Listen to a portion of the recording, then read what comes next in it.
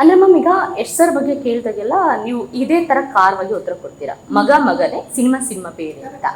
But ಇಲ್ಲಿ Yash sir ದೊಡ್ಡ star, PAN India star. ಅವ್ರನ್ನ ಈಗ ಸಣ್ಣ ಪುಟ್ಟ ಸಿನಿಮಾದವ್ರು ಏನ್ ಮಾಡ್ತಾರೆ, ನಮ್ದೊಂದು ಪ್ರಮೋಷನ್, ಒಂದು ಪೋಸ್ಟರ್ ನಾವು ರಿಲೀಸ್ ಮಾಡ್ಕೊಟ್ಬಿಟ್ರೆ ಸಾಕು ನಮ್ಗೊಂದು ಹೆಸರು ಬರುತ್ತೆ ಅಂತ.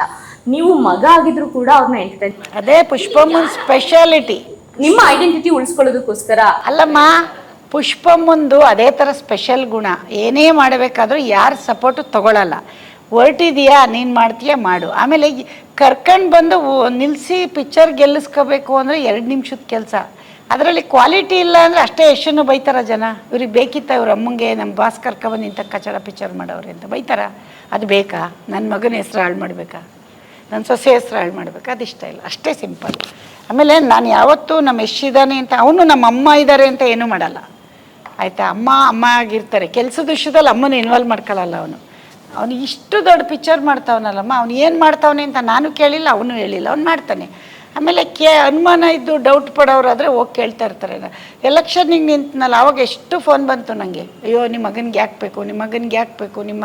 ನಾನು ಹೇಳಿದೆ ಅವನಿಗೆ ಗೊತ್ತಿದೆ ಅವ್ನು ಮಾಡ್ಕೋತಾನೆ ಬಿಟ್ಬಿಡಿ ಅಂತ. ಫೋನಲ್ಲಿ ಮಾತಾಡ್ತಿದ್ದೆ, ಹುಷಾರಪ್ಪ, ಕೇರ್ಫುಲ್ಲಾಗಿ ಹ್ಯಾಂಡ್ಲ್ ಮಾಡೋ, ನೀನು ರಾಜಕೀಯಕ್ಕೆ ಅಂದಮ್ಮ, ನೀನು ಸುಮ್ಮನೆ ಇರಮ್ಮ ನೀನು ಅಂತ ಅಷ್ಟೇ. ಬಟ್ ಅವನಿಗೊಂದು ಸೂಕ್ಷ್ಮ ಕೊಟ್ಟಿರ್ತೀನಿ ಏನೇ ಆದರೂ. ಹಂಗೆ ಅದು ಹೆಂಗಿರುತ್ತೆ ಅಂದರೆ ನಿಮ್ಗೆ ಅದನ್ನ ಎಕ್ಸ್ಪ್ಲೈನ್ ಮಾಡೋಕ್ಕಾಗಲ್ಲ. ನಾವು ಬೆಳೆದಿರೋದೇ ಸಾಕ್ಷಿ ಇದಕ್ಕೆ. ಈ ಒಂದು ಸೀಕ್ರೆಟು, ನಾವಿಷ್ಟು ಬೆಳೆದಿದ್ದೀವಿ ಅಂದರೆ ಈ ಥರ ಸೀಕ್ರೆಟ್ಗಳು ನಮ್ಮಲ್ಲಿದೆ, ಅದನ್ನು ಫಾಲೋ ಮಾಡೀನಿ. ಅಮ್ಮ, ಈಗ ನಮ್ಮ ಕನ್ನಡ ಇಂಡಸ್ಟ್ರಿನಲ್ಲಿ ಮಹಿಳಾ ನಿರ್ಮಾಪಕಿಯರು ಕಡಿಮೆ. ಮಹಿಳಾ ನಿರ್ಮಾಪಕಿ ಅಂದಿದ ತಕ್ಷಣ ಪಾರ್ವತಮ್ಮ ಅವರು ನಮ್ಮ ಕಣ್ಣು ಮುಂದೆ ಬರುತ್ತೆ. ಅದಾದ ನಂತರ ಅಶ್ವಿನಿ ಮಾಮು ಇವಾಗ ನಡೆಸ್ತಾ ಇರೋವಂಥದ್ದು. ಸೊ ನಿಮ್ಮನ್ನ ಅದೇ ದಾರಿಯಲ್ಲಿ ನಾವು ನೋಡಬಹುದಾ ಯಶಸ್ವಿ ಮಹಿಳಾ ನಿರ್ಮಾಪಕಿಯಾಗಿ? ಅಲ್ಲ, ಮುಂದಿನ ದಿನಗಳಲ್ಲೂ ನಾವು ಸಿನಿಮಾ ಮಾಡೇ ಮಾಡ್ತೀವಿ, ಹಂಗಂತ ನಾನು ನೋಡ್ಬೋದು. ಆದರೆ ಯಶಸ್ಸು ಮಹಿಳೆ ಅಂತ ನೀವು ಈಗಲೇ ಹೇಳ್ಬಿಡಿ, ನಾನು ಮಾಡಿದ ಮೇಲೆ ಹೇಳಿ. ಈಗ ಹೆಂಗೆ ಹೇಳಿ ನಾನು ಯಶಸ್ವಿ ಮಹಿಳೆ ಅಂತ? ನಾನು ಸ್ಟ್ರಾಂಗ್ ಮಹಿಳೆ ನಾನು, ಅದನ್ನು ನೀವು ಹೇಳಿ ಈಗಲೂ. ನಾನು ಅವತ್ತು ಸ್ಟ್ರಾಂಗು, ನಾಳೆನೂ ಸ್ಟ್ರಾಂಗು, ಮುಂದಕ್ಕೂ ಸ್ಟ್ರಾಂಗು. ಯಶಸ್ವಿ ಅನ್ನೋದು ಜನ ಕೊಡ್ಬೇಕಲ್ರಿ, ನಾನು ಹೆಂಗ್ರಿ ಹೇಳಿ ಅಲ್ವಾ? ಈಗ ನೆಕ್ಸ್ಟು ಅಮ್ಮ ಏನಂತ ಅಂದ್ರೆ, ಈಗ ಪಾರ್ವತಮ್ಮ ಅಮ್ಮ ಅವರು ಅವ್ರ ಕತೆಗಳನ್ನ ಆಯ್ಕೆ ಮಾಡ್ಕೊಬೇಕಾದ್ರೆ ಕಾದಂಬರಿ ಆಧಾರಿತ ಸಿನಿಮಾಗಳನ್ನ ಮಾಡ್ತಾ ಇದ್ರು. ನೀವು ಯಾವ ಆಧಾರದ ಕತೆಗಳನ್ನ ಆಯ್ಕೆ ಮಾಡ್ತೀವಿ? ಅದು ಈಗಲೇ ಹೇಳಲ್ಲ ನಾನು ಏನು ಹೇಳಲ್ಲ. ಈಗ ಮುಂದಿನ ಬೇಡ, ಇವತ್ತು ಪ್ರೆಸೆಂಟ್ ಏನಿದೆ ಅಂದ್ರೆ ಈ ಸಿನಿಮಾ ಆಯ್ಕೆ, ಈ ಸಿನಿಮಾಕ್ಕೆ ನಾವು ಆ ಥರ ಅಂದರೆ ಕತೆ ಹೇಳ್ತಿದ್ದಂಗೆ ನಮಗೆ ಅಲ್ಲಿ ಬಂದ್ಬಿಡ್ತು. ಅವರು ಹೆಂಗೆ ಹೇಳಿದ್ರು ಅಂದರೆ, ಕತೆ ನಿಜವಾಗ್ಲೂ ನೀವು ಏನಾದ್ರು ಒಂದು ನೀವು ಒಂದು ಡ್ರೆಸ್ ತಗೊಳಕ್ಕೆ ಹೋಗ್ತೀರಾ, ನಿಮಗೆ ಕ್ವಾಲಿಟಿ ಗೊತ್ತಾಗ್ಬಿಡುತ್ತೆ. ನೀವು ಅಷ್ಟು ಜಾಂಡ್ರಿ ಇರ್ತೀರ, ನೀವು ಓದಿದ್ದೀರಾ, ನಿಮಗೆ ಕ್ವಾಲಿಟಿ ಗೊತ್ತು, ಬ್ರ್ಯಾಂಡ್ ಗೊತ್ತು, ನಿಮ್ಗೆ ಅದರಲ್ಲಿ ಬಟ್ಟೆ ಎಲ್ಲ ನೋಡ್ತಾ ಇರ್ತೀರ. ನಿಮ್ಮನ್ನ ಅಷ್ಟು ಈಸಿಯಾಗಿ ಯಾವುದೋ ಹಳ್ಳಿಯವನು ಬಂದು ನಿಮ್ಮನ್ನ ಯಾಮಾರ್ಸಿ ಕಳ್ಸೋಕ್ಕಾಗಲ್ಲ. ಹಂಗೆ ನಮಗೆ ಈ ಅದರೊಳಗೆ ಬಂದಿರೋದ್ರಿಂದ ಏನು ಕೊಡಬೇಕು, ಜನ ಏನು ಇನ್ನು ಮುಂದಿನ ದಿನಗಳಲ್ಲಿ ಟ್ರೆಂಡ್ ಚೇಂಜ್ ಆದರೂ ಕೂಡ ನಾವು ಹೆಂಗೆ ಹೋಗಬೇಕು ಅದನ್ನೆಲ್ಲ ನಾವು ಕಲಿತಾ ಹೋಗ್ತೀವಿ. ಯಾರು ಹುಡ್ತಾನೆ ಕಲ್ತ್ಕೊಬರಲ್ಲಮ್ಮ, ನೋಡಿ ಕಲಿಯೋದು, ಮಾಡಿ ತಿಳಿಯೋದು. ಅದನ್ನು ಈಗಲೇ ಹೆಂಗೆ ಹೇಳೋದು ರಿಸಲ್ಟ್ ಅಲ್ವಾ? ರಿಸಲ್ಟ್ ನಾವು ಸ್ಟ್ರಾಂಗ್ನೆಸ್ ಅಂತ ಇರುತ್ತೆ. ಮುಂದಿನ ದಿನಗಳ ಸಿನಿಮಾ ಅಂತೂ ಮಾಡ್ತೀವಿ, ಬಟ್ ಅಂಥದ್ದು ಕೊಡ್ತೀವಿ, ಇಂಥದ್ದು ಕೊಡ್ತೀವಿ, ಅದೆಲ್ಲ ಹೇಳ್ಬಾರ್ದು, ಮಾಡಬೇಕು. ಮಾಡಿಬಿಟ್ಟು ಹೇಳ್ಬೋದು. ಇವತ್ತು ನಾನು ಹೇಳೋಕ್ಕೆ ಇಷ್ಟಪಡ್ತಿರಲಿಲ್ಲ, ನೀವು ಕೇಳ್ತಾ ಇದ್ದೀನಿ. ಅನುಭವಿ ನಿರ್ಮಾಪಕರೇ ಸಿನಿಮಾ ಮಾಡಕ್ ಬಂದು ಎಡವಿರೋದು ಜಾಸ್ತಿ ಇದೆ. ಅಂದ್ರೆ ಒಂದಷ್ಟು ಸಕ್ಸಸ್ಫುಲ್ ಸಿನಿಮಾ ಕೊಟ್ಟು ಇನ್ನೊಂದಷ್ಟು ಫೇಲ್ಯೂರ್ ಸಿನಿಮಾಗಳು ಕೊಟ್ಟಿದ್ದಾರೆ. ಅವ್ರಿಗೆ ಬ್ಯಾಲೆನ್ಸ್ ಮಾಡೋದು ಕಷ್ಟ, ಹಣ, ವ್ಯವಹಾರ, ಥಿಯೇಟರು ಅದೆಲ್ಲ. ನೀವು ಈ ಸಿನಿಮಾನ ಅಥವಾ ವ್ಯವಹಾರನ ಹೇಗೆ ಬ್ಯಾಲೆನ್ಸ್ ಮಾಡ್ತಾ ಇದ್ದೀರಾ, ಸಿನಿಮಾ ವ್ಯವಹಾರನ? ನನಗೆ ತುಂಬ ಈಸಿ. ನಾನು ಎಷ್ಟೆಲ್ಲ ಬ್ಯಾಲೆನ್ಸ್ ಮಾಡ್ಕೊಬಂದಿದ್ದೀನಿ. ನಾವು ಯಾವತ್ತೂ ದೊಡ್ಡ ವ್ಯವಹಾರ ನಾವು ಮಾಡಿದ್ದೀವಿ. ಅಂದರೆ ನನಗೇನು ದೊಡ್ಡದು ಚಿಕ್ಕದು ಅಂತಿಲ್ಲ, ವ್ಯವಹಾರ ಜ್ಞಾನ ಇದೆ ನನಗೆ. ಜೊತೆಗೆ ದೊಡ್ಡವ್ರು ಏನು ಮಾಡೋರು, ಅನುಭವಿಗಳು ಏನು ಮಾಡೋರು, ಅದು ನನಗೆ ಬೇಡ. ಅದು ಅವ್ರದ್ದು ಏನು ತಪ್ಪು ಅಂತ ನಾನು ಅವ್ರಿಗೆ ಹೇಳಕ್ಕೆ ಹೋಗಲ್ಲ. ನನ್ನ ವಿಷಯದಲ್ಲಿ ನಾನು ಚೆನ್ನಾಗಿ ಮಾಡೇ ಮಾಡ್ತೀನಿ, ನಾನು ಮುಂದಕ್ಕೂ ಮಾಡ್ತೀನಿ. ನಾನು ದುಡ್ಡು ಇಲ್ಲದೆ ಇದ್ದರೂ ದುಡ್ಡನ್ನು ಒದಗಿಸಿ ಹೆಂಗೆ ಸಿನಿಮಾ ಮಾಡಬೇಕು ಅಂತಲೂ ಗೊತ್ತು, ದುಡ್ಡಿದ್ರೂ ಗೊತ್ತು, ದುಡ್ಡಿಲ್ಲ ಅಂದರೂ ಸಿನಿಮಾ ಅಂತೂ ಮಾಡೇ ಮಾಡ್ತೀನಿ. ದುಡ್ಡಿಲ್ಲ ಅದಿದೆ ಅಂತ ಮಾಡ್ತಿದ್ದೀನಿ ಅನ್ಕೋಬೇಡಿ, ನಾನು ಸಿನಿಮಾಗೆ ಇಳಿದಿದ್ದೀನಿ, ಮಾಡೇ ಮಾಡ್ತೀನಿ. ಹಂಗೆ ಅಂದರೆ ಒಂದು ಬಿಸ್ನೆಸ್ಸಿಗೆ ಕೈ ಹಾಕಿದ್ರೆ ಅದು ರೆಡಿಯಾಗೇ ಬಂದಿದ್ದೀನಿ. ಇಲ್ಲಿ ರೆಡಿಯಾಗಿ ಅದನ್ನು ಕೇಳಿ ಉತ್ತರ ಹೇಳ್ತೀನಿ. ನಾನು ರೆಡಿಯಾಗಿ ಬಂದಿದ್ದೀನಿ, ಸುಮ್ಮನೆ ಬಂದಿಲ್ಲ, ಹುಡುಗಾಟವಾಗಿ ಬಂದಿಲ್ಲ, ರೆಡಿಯಾಗಿ ಸಿನಿಮಾಗೆ ನಾನು ಬರ್ಬೇಕಾದ್ರೆ ಅಷ್ಟು ಈಸಿಯಾಗಿ, ನನ್ನೆಲ್ಲ ಅಷ್ಟು ಈಸಿಯಾಗಿ ಡಿಸಿಷನ್ ತೊಗೊಳ್ಳೋ ವಿಷಯ ಅಲ್ಲ ಇದು ಇಡೀ ಏನು ಹೇಳ್ತಾರೆ, ಬೇರೆಯವ್ರ ಆಸ್ತಿ ಆಗ್ಬಿಡ್ತೀವಿ ನಾವೀಗ. ನಂದು ಡಿಸಿಷನ್ನು ನಾನೊಬ್ಬಳು ಡಿಸಿಷನ್ ಅಲ್ಲ, ಎಲ್ಲ ಒಂದು 7 ಕೋಟಿ ಕನ್ನಡಿಗರಿಗೆ ನನ್ನ ನೋಡ್ತಾ ಇರ್ತಾರೆ, ಅಬ್ಸರ್ವ್ ಮಾಡ್ತಾ ಇರ್ತಾರೆ. ಅದಕ್ಕೆ ಕೆಲಸ ಮಾಡಬೇಕು ನಾನು ಇನ್ನು ಮುಂದಕ್ಕೆ. ಈಗ ಒಂದು ಸಿನಿಮಾ ಅಂತ ಬಂದಾಗ OTT ಬರುತ್ತೆ, ಥಿಯೇಟರ್ಗಳು ಪ್ರತಿ ವಾರಕ್ಕೆ ಎಷ್ಟೆಷ್ಟು ಲಕ್ಷ ಕಟ್ಟಬೇಕು ಅನ್ನೋದು ಗೊತ್ತಿರುತ್ತೆ. ಸೊ ಇದೆಲ್ಲ ಹೇಗೆ ಒಬ್ಬರೇ ನಿಂತು ಬ್ಯಾಲೆನ್ಸ್ ಮಾಡ್ತಿದ್ದೀರಾ? OTT ಆಗಲಿ, ಅಮೆಝಾನ್ ಪ್ರೈಮು, ಆ ಥರ ಸಮಥಿಂಗ್. ನೀವು ನಾಳೆ ಒಂದು 50 ಕೋಟಿ ದುಡ್ಡು ತಗೊಂಡು ಬನ್ನಿ ಅಮ್ಮ, ಹಿಂಗೇನೋ ನಂಗೆ ಹೋಗ್ಬೇಕು ನಾನೇ ಕಲ್ತ್ಕೊಂಡು ಹೋಗಿ ನಿಮ್ಮನ್ನು ಕರ್ಕೊಂಡು ಹೋಗ್ತೀನಿ. ಕಲಿಬೋದು, ಯಾಕೆ ಕಲಿಯೋಕ್ಕಾಗಲ್ಲ, ಎಲ್ಲ ಅಲ್ಲೇ ಇರುತ್ತೆ ಕಣ್ಮುಂದೆ. ಯಾರ ಸಪೋರ್ಟು ಇಲ್ಲದೆ ಸಪೋರ್ಟು ಅಂದರೆ ಇದ್ದಾರಲ್ಲ ಎಲ್ಲರೂ. ಈಗ ನಾವು ಥಿಯೇಟ್ರಿಗೆ ಫೋನ್ ಮಾಡ್ತೀವಿ, ಏನಪ್ಪ ನಿಂದೇನಪ್ಪ ಪ್ರೊಸೀಜರ್ ಅಂತೀವಿ. ಈಗ ಹರೀಶ್ ಇದ್ದಾರೆ, ಹರೀಶಿಗೆ ಯಾರು ನೀವೆಲ್ಲ ಹುಟ್ಟಾಕಿರೋದೇ ಹರೀಶಿಗೆ ನನ್ನೊಬ್ಬನಿಗೆ ಮಾಡಲ್ಲ, ಹರೀಶು ಪ್ರತಿಯೊಬ್ಬ ಪ್ರೊಡ್ಯೂಸರ್ಗೂ ಹಿಂಗೆ ಮಾಡ್ತಾರೆ. ಜಯಣ್ಣವ್ರು ಇದ್ದಾರೆ, ಅವ್ರು ಇವತ್ತು ನಿನ್ನೆಯವರಲ್ಲ, ನಾವು ಕಾಲ 10 ವರ್ಷದಿಂದ 15 ವರ್ಷದಿಂದ ಜಯಣ್ಣನ ನೋಡ್ತಾ ಬಂದಿದ್ದೀವಿ. ಅವ್ರದ್ದೇ ತಾನೇ ಡಿಸ್ಟ್ರಿಬ್ಯೂಷನ್ನು. KRG ಯಾರು ನಮ್ಮವರೇ, KGF ಯಾರು ನಮ್ಮವರೇ, ಎಲ್ಲ ನಮ್ಮ ಸಂಬಂಧ ಅಮ್ಮ. ನೀವು ಹೇಳಿದ್ರೆ ರಕ್ತ, ಅವರ ಅಮ್ಮ ಕೇಳಿದ್ರಲ್ಲ ಫಾರ್ ರಿಲೇಟಿವ್ ಅಂತ, ಹಂಗೆ ಇವರೆಲ್ಲ ರಕ್ತ ಸಂಬಂಧ ಇಲ್ಲದೆ ಇರ್ಬೋದು, ಈ ಸಂಬಂಧ ಇದೆ, ಸಿನಿಮಾ ಸಂಬಂಧ ಎಲ್ಲರ ಜೊತೆ ಇದೆ.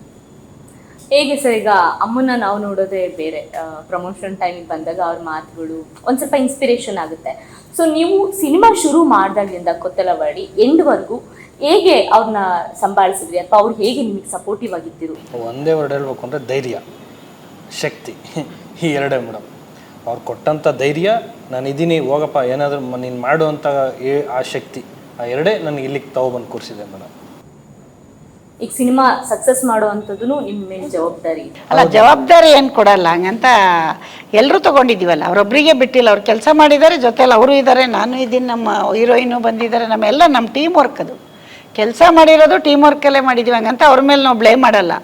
ಕೆಲವರು ಹೇಳ್ತಾರೆ ಡೈರೆಕ್ಟ್ರು ಪಿಕ್ಚರ್ ಮಾಡಿದರು, ಅವ್ರ ಕೆಲಸ ಅವ್ರು ಮಾಡಿದ್ದಾರೆ, ಆಡಿಯನ್ಸ್ ರಿಸಲ್ಟ್ ಕೊಡಲಿಲ್ಲ ಅಂದರೆ ನಾವೇನೋ ಕತೆ ತಪ್ಪು, ಅದು ಕೂತು ಎಲ್ಲರೂ ಡಿಸೈಡ್ ಮಾಡ್ತೀವಿ, ಟೀಮು ಡಿಸೈಡ್. ಅದು ಅವರೊಬ್ಬರನ್ನೇ ಬ್ಲೇಮ್ ಮಾಡಲ್ಲ, ನನ್ನೊಬ್ಬಳನ್ನೇ. ಅದು ಹಂಗೆ ಆಗಲ್ಲಮ್ಮ. ನಾವು ಅಷ್ಟು ಚೂಸ್ ಮಾಡ್ಬೇಕಾದ್ರೆ ಸ್ವಲ್ಪ ತಲೆ ಇಟ್ಕೊ ಮಾಡಿದ್ರೆ ಆಗಲ್ಲ. ಈಗ ಯಾರನ್ನೋ ಕಂಪೇರ್ ಮಾಡೋದು ಬೇಡ, ತಪ್ಪಾಗುತ್ತೆ. ಓ ಇವ್ರಿಗೆ ಹಂಗಾರೆ ಏನು ಫೇಮಸ್ ಪ್ರೊಡ್ಯೂಸರ್ ಇವರು ಅಂತಾರೆ ಏನಾದ್ರು ಹೇಳಕ್ಕೆ ಹೋದ್ರೆ, ಅದು ಬೇಡ. ಸೋಲ್ ಎಲ್ಲಿಲ್ಲಮ್ಮ. ಈಗ ನೀನು ಮನೆಗೆ ಹೋಗ್ತೀಯಾ, ನಿನಗೆ ಮದುವೆ ಮಕ್ಕಳಿರುತ್ತೆ, ನಿಮ್ಮಲ್ಲೂ ಜಗಳ ಇರುತ್ತೆ, ಹಂಗಂತ ಸಂಸಾರನೇ ಬಿಟ್ಟು ಬಂದುಬಿಡ್ತೀಯ, ಮಾಡ್ತೀಯ ತಾನೆ. ಹಂಗೆ ಪಕ್ಕದ ಮನೆಯವರು ಜೀವನ ಇರೋವರೆಗೂ, ಗಾದೆ ಹೇಳೋರು ಅಜ್ಜಿ ಕಾಲದಲ್ಲಿ, ಮೂಗಿರೋವರೆಗೂ ನೆಗಡಿ, ಜೀವನ ಇರೋವರೆಗೂ ಬಿಸ್ನೆಸ್ ಇರಲೇಬೇಕು. ಯಾವ ಬಿಸ್ನೆಸ್ ಇದು? ಹೊಟ್ಟೆಪಾಡಿಗೆ ಹೊಟ್ಟೆಪಾಡಿಗೆ ಮಾಡಲೇಬೇಕಲ್ಲಮ್ಮ. ಹಂಗಂತ ಎಷ್ಟು ಹೊಟ್ಟೆಪಾಡಿಗೆ ದುಡಿತಾವನೆ ಅಂತ ನಾನು ಸುಮ್ಮನೆ ಕೂತ್ಕೊಳ್ಳ, ನಾನು ಮಾಡಬೇಕು, ಅವನು ಜೀವನ ಅದು. ಇವಾಗ ಹಂಗೆ ನೋಡೋಕೆ ಅಂಬಾನಿಯವ್ರು ಯಾಕೆ ದುಡಿತಾವ್ರೆ? ಅವ್ರಿಗೂ ಬೇಜಾನ್ ಇದೆಯಲ್ಲ, ಸೆಟಲ್ ಆಗಿದ್ದಾರಲ್ಲ. ಹಂಗಂತ ಅಂಬಾನಿಯವ್ರು ಬಿಡ್ತಾರ? ಅವರು ಬೆಳಿಗ್ಗೆ ದುಡಿಬೇಕು, ನಾವು ದುಡಿಬೇಕು. ಇದು ಒಂದು ದೇವ್ರು ಕೊಟ್ಟಿರೋ ನಿಯಮ. ಇದು ಏನಂತೀರ? ನೀವು ಸಿನಿಮಾ ಇಂಡಸ್ಟ್ರಿಗೆ ಬರಬೇಕು ಅಂತ ಅಂದ್ಕೊಂಡಿದ್ರಮ್ಮ? ಅಂದ್ಕೊಂಡಿದ್ದು ದಿಢೀರಂತ ಇವಾಗ ಬಂದಿದ್ದೀವಿ ಅಂತ ಅಲ್ಲ, ಅನ್ಕೋತಾ ಇದ್ವಿ, ಅಂದ್ಕೊಂಡು ಇದ್ವಿ. ಅದನ್ನು ರೈಟ್ ಟೈಮ್ ಬರಲಿ ಅಂತ ವೆಯ್ಟ್ ಮಾಡ್ತಾ ಇದ್ವಿ. ನಮ್ಮದೇ ಅದೊಂದು ಸಿಸ್ಟಮೆಟಿಕ್ ಇರುತ್ತೆ, ನಮ್ಮದೇ ಅದು ಕೆಲವು ಜವಾಬ್ದಾರಿಗಳಿರುತ್ತೆ. ಮಕ್ಕಳು, ಅವನಿಗೆ ಮದುವೆ, ಅವನು ಒಂದು ಸ್ಥಾನಕ್ಕೆ ಬರಲಿ, ಅವನೊಂದು ಒಳ್ಳೆ ಸೆಟಲ್ ಆಗಲಿ, ಅವನದೇ ಅದು ಲೈಫ್ ಸೆಟ್ಲಾಯಿತು. ನನ್ನ ಮಗಳನ್ನೂ ಮದುವೆ ಮಾಡಿದ್ವಿ, ನಮಗಿರೋ ಮಕ್ಕಳು ಸೆಟ್ಲಾದರು.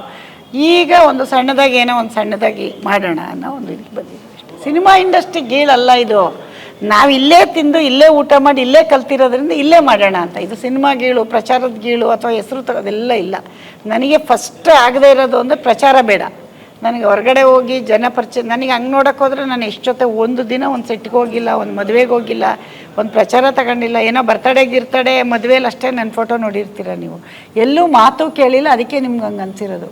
ಸುತ್ತ ಇರೋರಿಗೆ ಏನೂ ಅನ್ಸಲ್ಲ. ನನ್ನ ಸುತ್ತ ದಿನ ನೋಡೋರಿಗೆ ಈಗ ನೀವು ಇನ್ನೊಂದು 10 ಸತಿ ನೋಡಿದ್ರೆ ಅಮ್ಮ ಹಿಂಗೆ ಅಂತ ಅಡ್ಜಸ್ಟ್ ಆಗ್ಬಿಡ್ತೀನಿ. ಯಾಕಮ್ಮ ಅದು?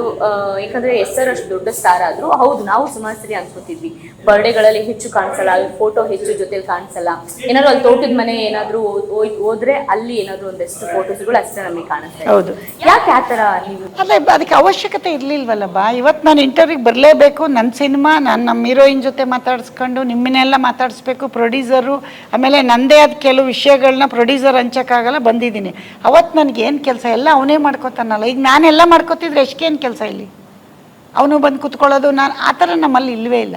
ನಮ್ಮದು ಅವ್ನು ಬಂದಾಗ ನಾನು ಬರಲಿಲ್ಲ, ನಾನು ಬಂದಾಗ ಅವ್ನು ಬರಲ್ಲ. ಇದು ಕೇಳಲ್ಲ ನೀವು ಒಬ್ಬರೇ ಕೇಳಿದ್ದು, ನೀವೆಲ್ಲೂ ಬರ್ತಿರ್ಲಿಲ್ಲ. ನಮ್ಮ ಮಗ ಮದುವೆಗೆ ಹೋಗೋನು, ಕೆಲವು ಕಡೆಗೆ ಅವ್ನ ಮದುವೆಲೇ ನಾನು ಎಲ್ಲೂ ಫೋಟೋಲಿಲ್ಲ. ಅಂದರೆ ನನಗೆ ಅದಲ್ಲ, ನಾನು ಹಿಂದೆ 100 ಕೆಲಸ ಮಾಡಿದ್ದೀನಿ, ಎಷ್ಟು ಪ್ರತಿಯೊಂದು ರೆಡಿ ಮಾಡಿದ್ದೀನಿ. ನಮ್ಮ ಹುಡುಗಿ ಮನೆಯವರೆಲ್ಲ ಶಾಸ್ತ್ರ ಕೂತ್ಕೋಬೇಕಾದಾಗ ಅಲ್ಲಿ ಹಿಂದೆ ಮಾಡಬೇಕಾದ ಕೆಲಸ ನಾನು ಮಾಡಬೇಕು. ಹಂಗಾಗಿ ನಾನು ಫೋಟೋಕ್ಕೆಲ್ಲೂ ಬಂದಿಲ್ಲ, ನಂದೆಲ್ಲೂ ನೀವು ಫೋಟೋ ನೋಡೋಕ್ಕೂ ಆಗಲ್ಲ. ಆ ಥರ ನಂದೊಂದು ಅಂಥ ಜವಾಬ್ದಾರಿ ಇದೆ ಮನೇಲಿ. ನಮ್ಮಲ್ಲಿ ಯಾರೂ ಬೇರೆ ಇಲ್ಲ ದೊಡ್ಡವರು, ನಾನೇ ಮಾಡಬೇಕು.